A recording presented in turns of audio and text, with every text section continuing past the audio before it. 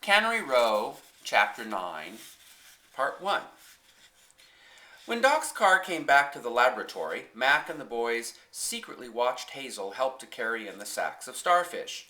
In a few minutes, Hazel came damply up the chicken walk to the palace. His jeans were wet with seawater to the thighs, and where it was drying, the white salt rings were forming. He sat heavily in the patent rocker that was his and shucked off his wet tennis shoes. Mac asked, "How is Doc feeling?" "Fine," said Hazel. "You can't understand a word he says. Know what he said about stink bugs?" No, I better not tell you." "He seem in a nice friendly mood?" Mac asked. "Sure," said Hazel. "We got 300 starfish. He's all right." "I wonder if we better all go over?" Mac asked himself, and he answered himself. "No, I guess it would be better if one went alone. It might get him mixed up if we all went." "What is this?" Hazel asked. "We got plans," said Mac. "I'll go myself so as not to startle him. You guys stay here and wait. I'll come back in a few minutes." Mac went out, and he teetered down the chicken walk and across the track. Mr. Malloy was sitting on a brick in front of his boiler.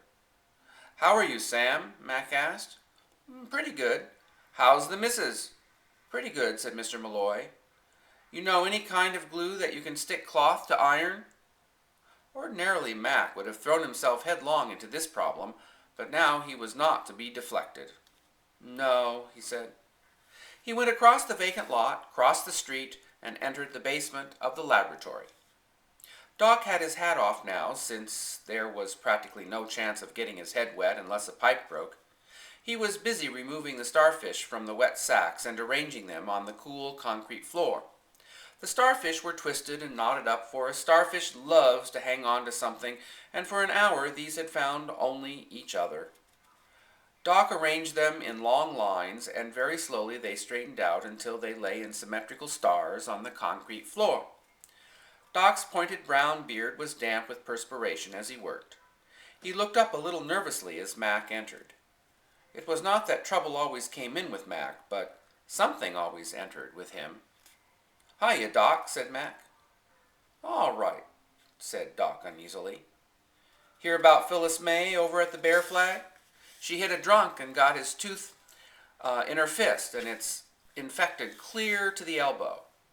She showed me the tooth. It was out of a plate. Is a false tooth poison, Doc?" "I guess everything that comes out of the human mouth is poison," said Doc, warningfully. "Has she got a doctor?"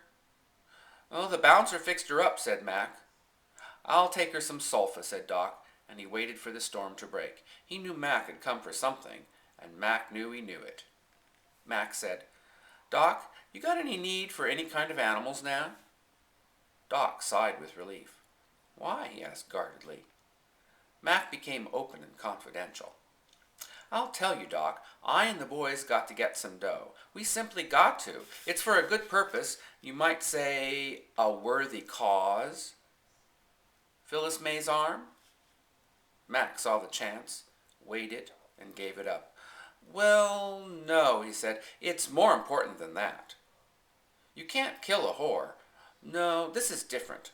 I and the boys thought if you needed something, why, we'd get it for you, and that way we could make a little piece of change." It seemed simple and innocent. Doc laid down 4 more starfish in lines. "I could use 300 or 400 frogs," he said. "I'd get them myself, but I've got to go down to La Jolla tonight. There's a good tide tomorrow, and I have to get some octopi." "Same price for frogs?" Mac asked. 5 cents apiece? "Same price," said Doc. Mac was jovial. "Don't you worry about frogs, Doc," he said. "We'll get you all the frogs you want. You just rest easy about frogs. Why, we can get them right up Carmel River. I know a place." "Good," said Doc. "I'll take all you get, but I need about 300. "Just you rest easy, Doc. Don't you lose no sleep about it. You'll get your frogs, maybe 700-800. He put the Doc at his ease about frogs, and then a little cloud crossed Mac's face.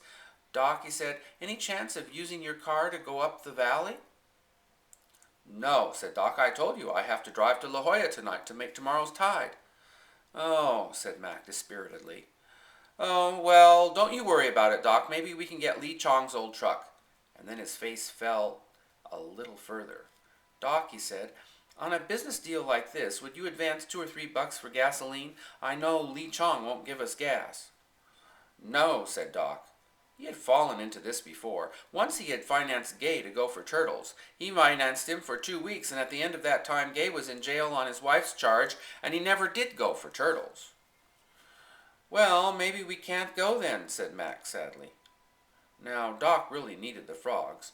He tried to work out some method which was business and not philanthropy.